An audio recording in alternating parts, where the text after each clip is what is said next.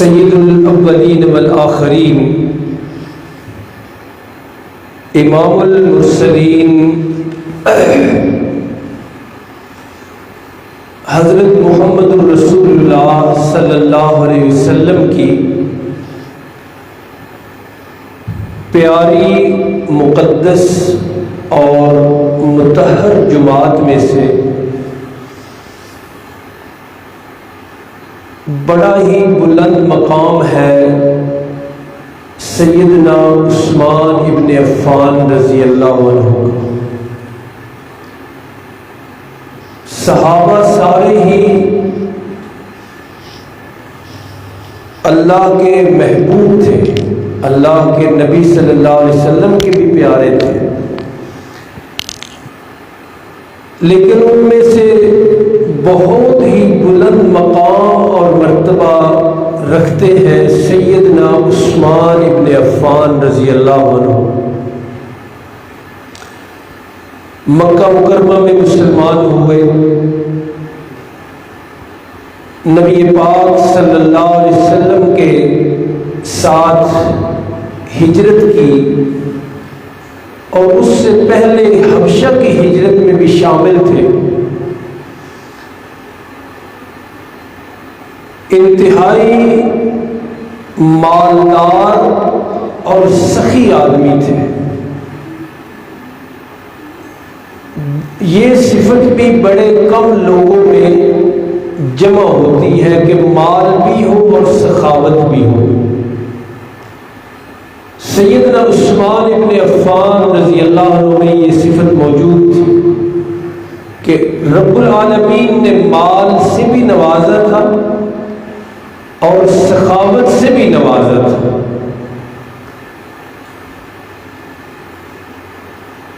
حضرت عمر ابن خطاب رضی اللہ عنہ کے بعد پوری دنیا اسلام کے خلیفہ بنے. بڑا ہی شاندار زمانہ ہے ان کا، زمانہ خلافت.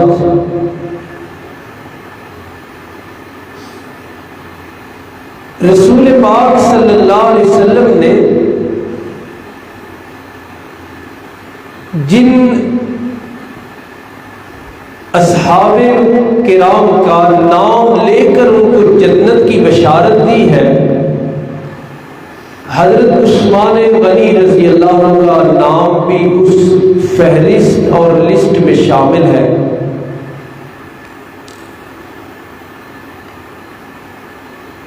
نبی پاک صلی اللہ علیہ وسلم آپ سے اتنے خوش اور اتنے راضی تھے، اتنے مطمئن تھے کہ اولاد آدم میں سے کسی کو وہ اعزاز نہیں مل سکا جو حضرت عثمان غنی رضی اللہ عنہ کو ملا ہے. اور وہ اولاد ہے، وہ اعزاز ہے حضرت نبی کریم صلی اللہ علیہ وسلم کی دوہری دامادی کا. یعنی ایک بیٹی پہلے آپ نے آپ کے عقد میں دی، نکاح کیا، وہ وفات پا گئی تو پھر دوسری بیٹی کا نکاح حضرت عثمان غنی رضی اللہ عنہ کے ساتھ ہوا. یہ اعزاز اور یہ رتبہ پورے نسل انسانی میں سے کسی اور کے پاس نہیں ہے، صرف حضرت عثمان ابن عفان رضی اللہ عنہ کے پاس. اور رسول رحمت صلی اللہ علیہ وسلم آپ کے اس منصب سے بھی اتنے مطمئن تھے، اتنا راضی تھے، اتنا خوش تھے کہ جب دوسری زوجہ محترمہ نبی پاک صلی اللہ علیہ وسلم کی دوسری بیٹی بھی وفات پا گئی تو آپ نے اپنے اطمینان، اپنی رضامندی اور اپنی خوشی کا اظہار اس طرح کیا آپ پر جو اعتماد تھا اس کا، کہ فرمایا اگر میری 40 بیٹیاں ہوتی اور وہ اللہ کر کے پیاری ہوتی جاتی تو میں ہر بیٹی کے بعد دوسری بیٹی کا نکاح سیدنا عثمان ابن عفان رضی اللہ عنہ سے کرتا۔ جلیل القدر صحابی ہیں، مظلومیت کے ساتھ مدینہ منورہ میں شہید کر دیے گئے، لیکن آپ کی مظلومیت کا پہلو یہ بھی ہے کہ آج پھر ہمارے ملک اسلامی ملک میں سیدنا عثمان ابن عفان رضی اللہ عنہ کے کردار پر، آپ کے سیرت پر، آپ کے حالات زندگی پر کچھ خبیث قسم کے لوگوں نے انگلی اٹھائی ہے۔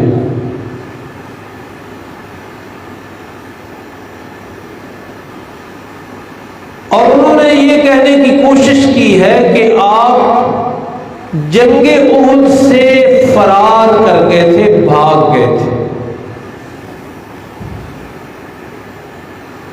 سیدنا عثمان ابن عفان رضی اللہ عنہ کی سیرت کا ایک مختصر سا خلاصہ میں نے آپ کے سامنے رکھا ہے۔ قرآن حکیم میں جہاں کہیں بالواسطہ طور پہ آپ کا تذکرہ ہے، ان میں سے ایک آیت بھی میں نے پڑھی ہے۔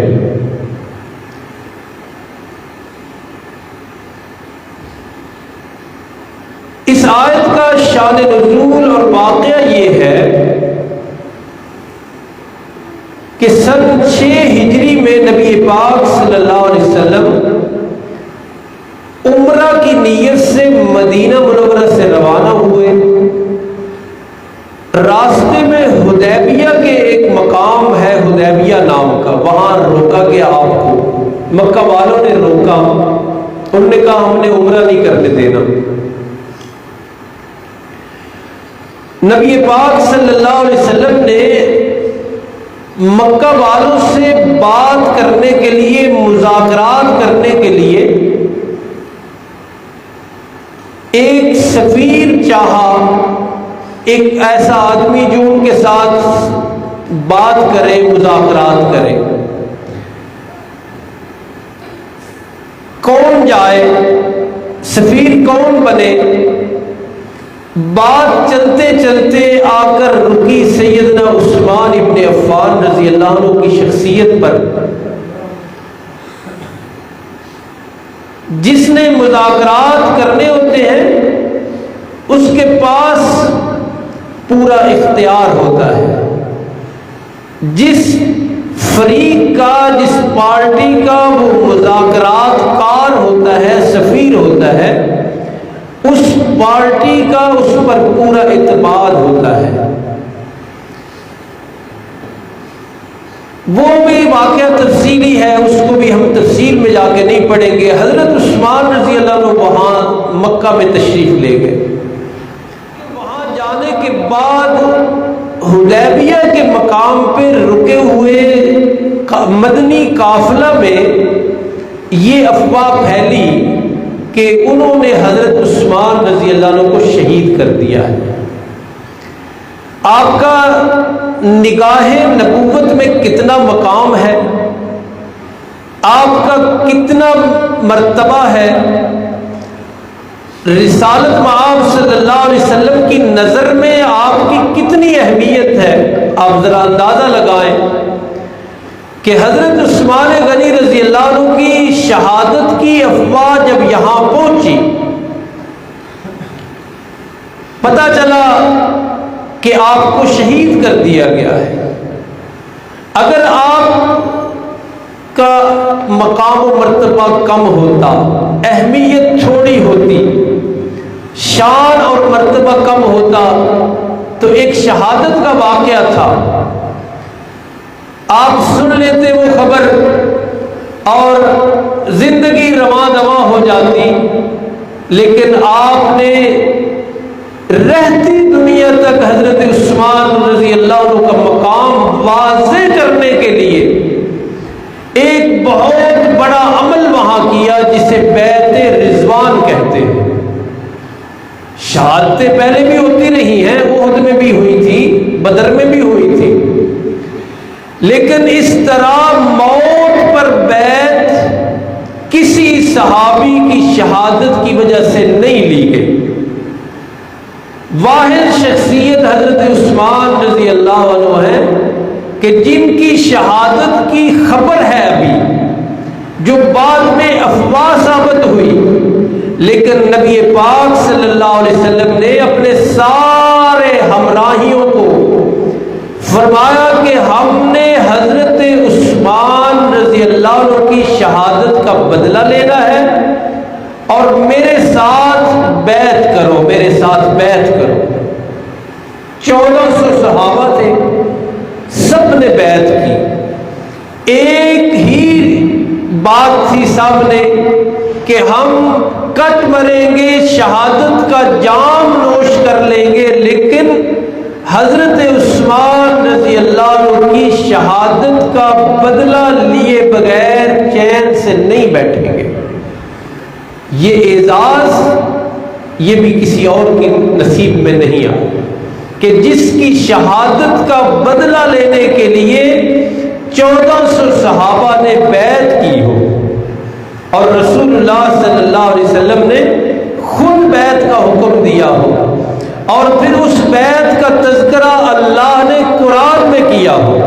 یہ منفرد اعزاز، یہ واحد شخصیت ہے حضرت عثمان رضی اللہ عنہ جن کو یہ اعزاز حاصل ہوا ہے۔ سارے واقعات کی تفصیل کو چھوڑتے ہوئے میں آج کے جو حالات بنے ہیں، آیت کا ترجمہ بھی رہ جائے گا، اس پر آپ حضرات کو ایک دو باتیں آپ کے گوش گزار کرنا چاہتا ہوں۔ یہ ساری باتیں جو ملک میں کی جاتی ہیں، کبھی کسی طرف سے کوئی بات اٹھتی ہے، کبھی کسی اینکر کی طرف سے کوئی بات آتی ہے، کبھی کوئی ریسرچر اور محقق کوئی بات کھڑی کر دیتا ہے، مسلمانوں کے ذہنوں کو منتشر کرتا ہے۔ اس حوالے سے 2-3 معروضات، گزارشات ذرا سنیے توجہ سے۔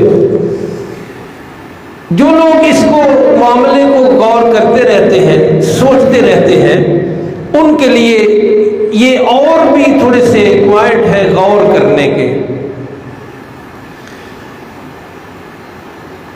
پہلا نمبر یہ ہے، اور ان باتوں سے آپ اصل نتیجے تک پہنچیں گے کہ بات اصل کیا ہے۔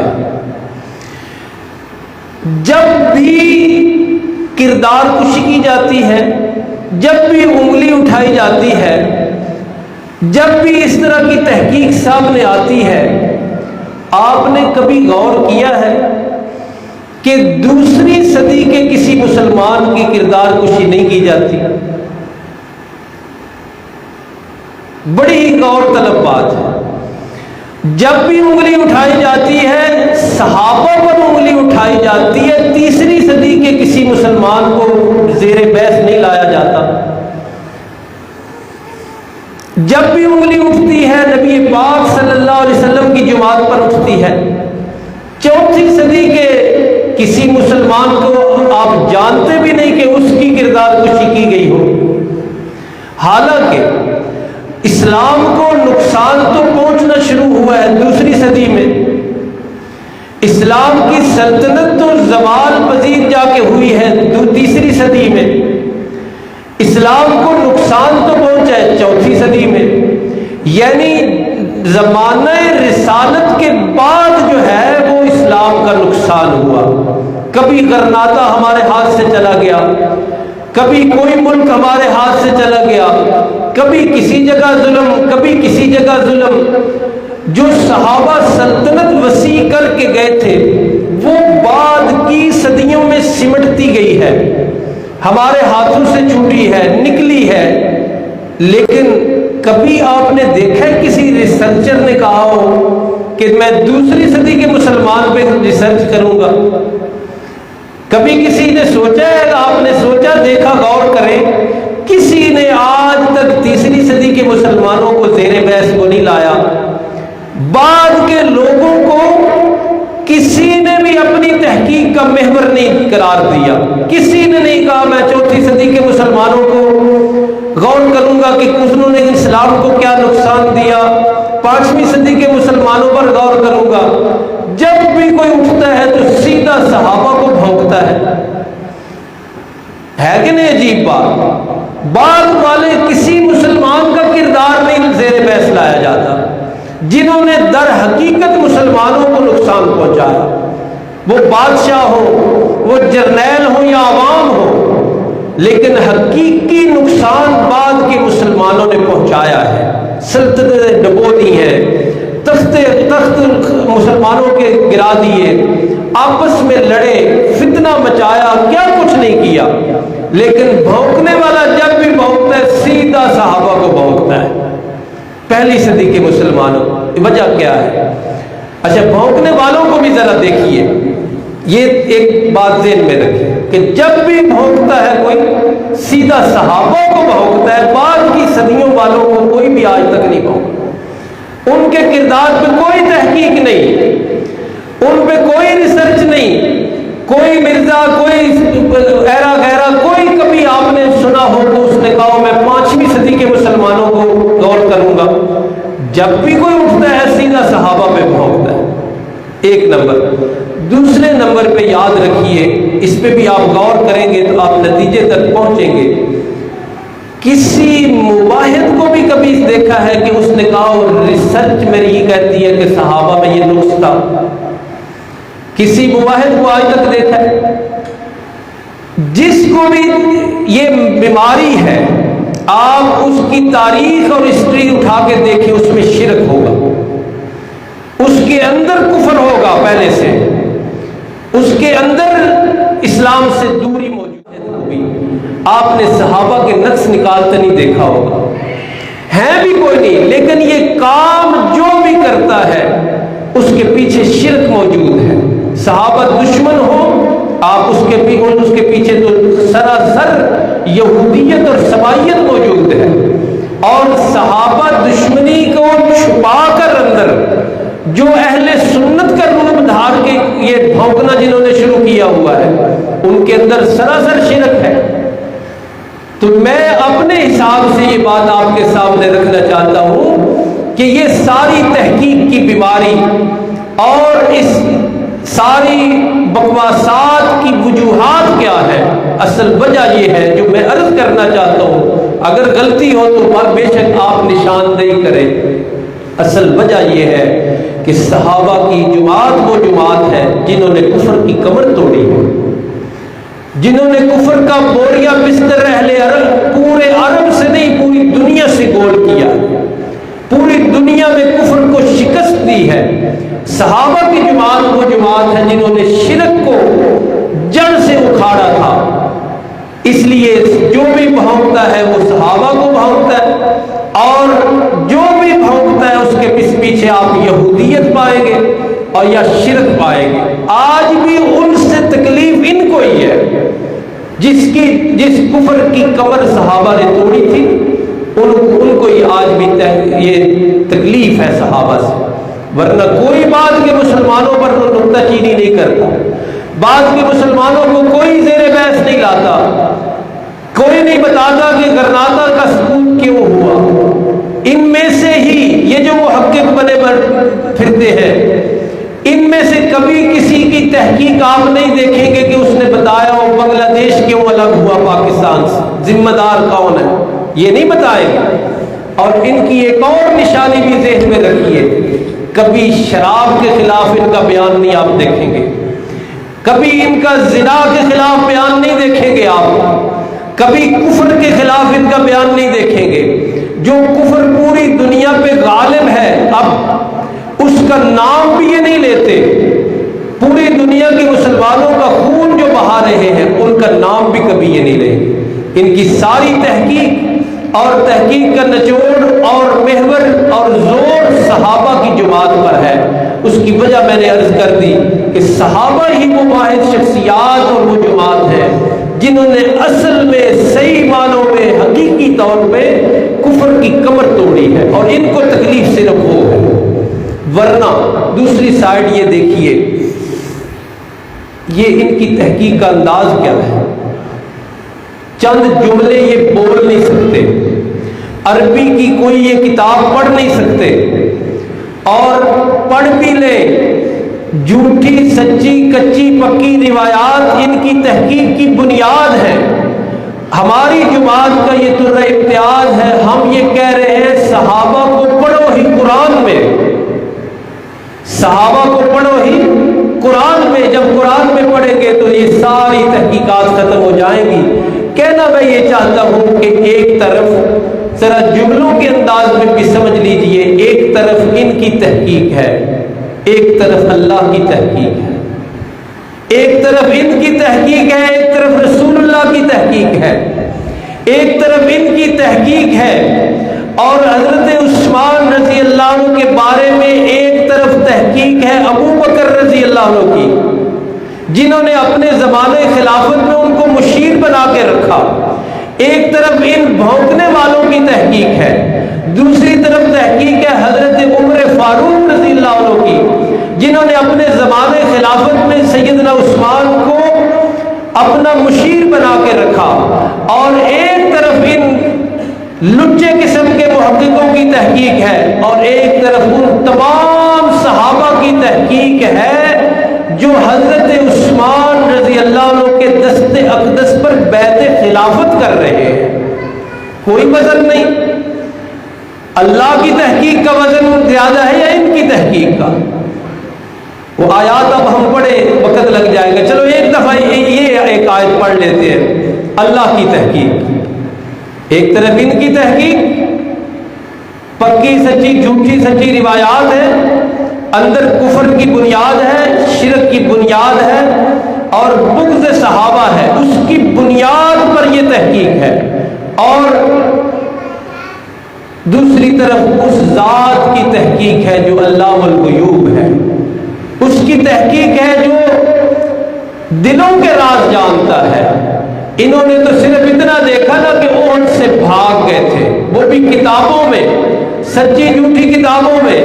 یہ عثمان کا دل تو نہیں دیکھ سکتے، یہ حضرت عثمان کا دل تو نہیں دیکھ سکتے، لیکن ہمارے پاس وہ تحقیق ہے۔ اور خاص طور پہ وہ نوجوان جو ان سے متاثر ہوتے ہیں، ہماری اس بات کو بھی غور سے دیکھیں کہ ہماری تحقیق کس قسم کی ہے، اس کی بنیاد کیا ہے۔ ہماری تحقیق ہے وہ جو اللہ کی تحقیق ہے۔ سنیے ذرا، فرمایا لقد، لقد کا کیا معنی ہے جو لوگ جانتے ہیں ترجمہ؟ البتہ تحقیق، یہ قرآن کی تحقیق ہے، ایک اس کی لچے کی تحقیق ہے، یہ اللہ کے کلام کی تحقیق ہے۔ لقد، اللہ کہتے ہیں البتہ، لقد کا ترجمہ کیجیے آپ کو سمجھ آئے بات، لقد البتہ تحقیق، یہ میں عرض کرنا چاہتا ہوں۔ ایک بات طرف ہمارے پاس اللہ کی تحقیق کیا ہے، وہ مومنوں کے ساتھ تو ہے ہی، اسی آیت میں ہے فَعَلِمَ مَا فِي قُلُوبِهِمْ، کہ تم تو چند ورقوں کو اٹھا کے اور لوگوں کو گمراہ کر رہے ہو، جن کے پیچھے مقصد ویوز بڑھانا ہے، تمہیں پتہ ہی نہیں، نہ ہو سکتا ہے، نہ اس قابل ہو کہ ان کے دلوں میں کیا تھا۔ قرآن کہتا ہے کہ اللہ نے تحقیق کی ہے، اللہ کی تحقیق یہ ہے کہ عَلِمَ مَا فِي قُلُوبِهِمْ، ان کے دلوں میں کیا تھا یہ اللہ کو معلوم ہے۔ آیتیں بھی کافی ہیں۔ دوسرا سٹیپ، نبی پاک صلی اللہ علیہ وسلم کی تحقیق۔ کیوں جی؟ ایک طرف ان کی تحقیق ہے، ایک طرف اللہ کے نبی کی تحقیق ہے۔ آج پورے ملک میں حضرت عثمان رضی اللہ عنہ کی شان بیان ہو رہی ہے، ہم بھی اپنی توفیق کے مطابق عرض کر رہے ہیں۔ آپ سب جانتے ہیں جسے داماد بنایا جائے تحقیق ہوتی ہے کہ نہیں؟ اس کے گھر میں جاتے ہیں، اس کے ارد گرد سے پوچھتے ہیں، اس کے ہمسایوں سے پوچھتے ہیں، تحقیق ہو رہی ہے کہ نہیں؟ تو میرے نبی کی تحقیق یہ ہے کہ اللہ کے نبی نے سیدنا عثمان رضی اللہ عنہ کو اتنا سچا سچا پایا کہ ایک بیٹی نہیں 2 بیٹیاں دی۔ یہ میرے نبی کی تحقیق ہے۔ اور حضرت ابو بکر رضی اللہ عنہ کا میں نے عرض کر دیا، انہوں نے اپنا مشیر بنایا، تو تحقیق کے بغیر کو مشیر بناتا ہے۔ اور یہ صلح حدیبیہ تاریخ بار بھی اگر یاد رکھے بات، تو احد 2 ہجری کا واقعہ ہے، جس کی بات کی جا رہی ہے پورے ملک میں کہ جب وہاں اس جنگ سے فرار ہوئے۔ احد 2 ہجری کا واقعہ، صلح حدیبیہ 6 ہجری کا واقعہ۔ اللہ کے پیغمبر کو 4 سال بعد بھی نہیں پتہ چل سکا تھا کہ یہ جنگ احد کا فراری ہے، کہ آپ بیعت 1400 صحابہ سے لے رہے ہیں، کس کے لیے؟ سیدنا عثمان رضی اللہ عنہ۔ اس لیے ہمارے پاس نماز کا وقت ہو گیا، سن لیجئے مختصراً اور اجمالاً، تفصیل کا ٹائم نہیں۔ ان کی تحقیقات کے مقابلے میں صحابہ کے بارے میں ہمارے پاس اللہ کی تحقیق ہے، ان کی تحقیقات کے مقابلے میں ہمارے پاس رسول اللہ کی تحقیق ہے، ان کی تحقیق کے مقابلے میں ہمارے پاس ابو بکر و عمر اور حضرت علی المرتضیٰ رضی اللہ عنہ جیسے صحابہ کی تحقیق ہے۔ ان تحقیقات کے ہوتے ہوئے کسی نئی تحقیق کی ضرورت بھی نہیں ہے۔ صحابہ کے بارے میں سن لیجیے، صحابہ کے بارے میں تحقیق کا دروازہ میرے نبی نے بند کیا ہوا ہے۔ اللہ اللہ فی اصحابی، میرے نبی نے صحابہ کے بارے میں تحقیق کا دروازہ بند کیا ہوا ہے۔ نئی تحقیق کرنی، نئی تحقیق کوئی نہیں کرنی، بالکل۔ لفظ پڑھیے حدیث کے، فرمایا لا تتخذوہم من بعدی غرضا، صحابہ کے بارے میں تحقیق کرنی ہی نہیں ہے۔ صحابہ کے بارے میں اللہ کی تحقیق کافی، اللہ تحقیق کر کے دلوں کے راز جان کر پرکھ کر، باقاعدہ اللہ نے تحقیق کی ہے، اللہ نے تحقیق کی ہے۔ امتحان اللہ، یہ اللہ کی تحقیق ہے، یہ اللہ تحقیق کر کے کہہ رہے ہیں کہ میں نے ان کے دلوں کا امتحان لیا ہے، جانچ لیا ہے۔ تو اس سلسلے میں واحد محفوظ راستہ یہ ہے کہ صحابہ کے بارے میں تحقیق کی گنجائش ہی کوئی نہیں، اجازت ہی نہیں، دروازہ ہی بند ہے۔ فرمایا میرے نبی نے لا تتخذوہم من بعدی غرضا، بالکل ان کے بارے میں تحقیق کی اجازت نہیں۔ اور رسول اللہ صلی اللہ علیہ وسلم نے تو کیا پیمانہ سیٹ کیا ہے، کیا معیار بنایا ہے۔ فرمایا من احبہم فبحبی احبہم، جو صحابہ سے پیار رکھے گا اس کا پیار صحابہ سے اس لیے ہے کہ در حقیقت اسے مجھ سے پیار ہے۔ ومن ابغضہم، جو کیڑے نکالے گا، جو انگلی اٹھائے گا صحابہ پر، جو کردار کشی کرے گا، جو اس طرح کی تحقیقات کو سنیت کا معیار بنائے یا رافضیت کا معیار بنائے، رسول اللہ کا معیار یہ ہے کہ اس کو در حقیقت مجھ سے بغض ہے، اس کی دشمنی صحابہ سے نہیں ہے، اس کی دشمنی مجھ سے ہے۔ اور اس کو ایک اور زاویے سے دیکھیے، صحابہ کا مقام، فرمایا اسی حدیث کا مفہوم اس طرح بھی بنتا ہے کہ اللہ کے نبی نے فرمایا لوگوں میری محبت میں سچا وہ ہوگا جو صحابہ سے محبت کرے گا، اور جو صحابہ سے بغض اور دشمنی رکھے گا وہ جتنا مرضی اپنے آپ کو سنی قرار دے اور جو مرضی اپنے اوپر لیبل لگاتا چلا جائے، اس کو ذات رسول سے اصل میں بغض ہے۔ کوئی انسان بھی، کوئی عام استاد بھی اپنے شاگردوں کی تنقیص برداشت نہیں کرتا۔ رسول اللہ صلی اللہ علیہ وسلم نے بھی وہ موتی بکھیرے تھے، وہ ہیرے گھڑے تھے، وہ جواہر بنائے تھے کہ جن کے بارے میں آپ کو پورا یقین تھا کہ ان میں کوئی عیب، کوئی نقص، کوئی بالکل کمی کوتاہی نہیں ہے۔ اور بتایا کہ بڑا وسیع مفہوم ہے یہ تحقیق کی بات۔ ایک اور سن لیں، جنگ سے بھاگنا یہ نافرمانی ہے، ایک نافرمانی ہے، جنگ سے بھاگنا یہ نافرمانی ہے۔ یہ بات لے کر آئے ہیں نا ادھر ادھر سے، قرآن نے پہلے ہی فیصلہ کیا وَكَرَّهَ إِلَيْكُمُ الْكُفْرَ وَالْفُسُوقَ وَالْعِصْيَانَ، بات صاف ہو گئی کہ نہیں؟ اللہ کہتے ہیں میں نے ان کو اس کے قریب بھی نہیں آنے دینا، نہ کفر کے قریب آنے دینا ہے۔ اچھا، کفر کی بات جب کہہ دی اللہ نے، بات تو یہاں تک بھی روکی جا سکتی تھی کہ یہ کافر نہیں کبھی ہو سکتے، لیکن ان کتوں نے پھر بھونکنا تھا نا، اس لیے اللہ نے ایک لسٹ پوری دی ہے کہ صرف کفر نہیں، میں نے ان کو فسوق کے قریب بھی نہیں آنے دینا۔ اچھا، فسوق بھی ایک نافرمانی کو ہی کہتے ہیں، لیکن اللہ نے بھی صحابہ کی شان بیان کرنے میں کمال کر دیا۔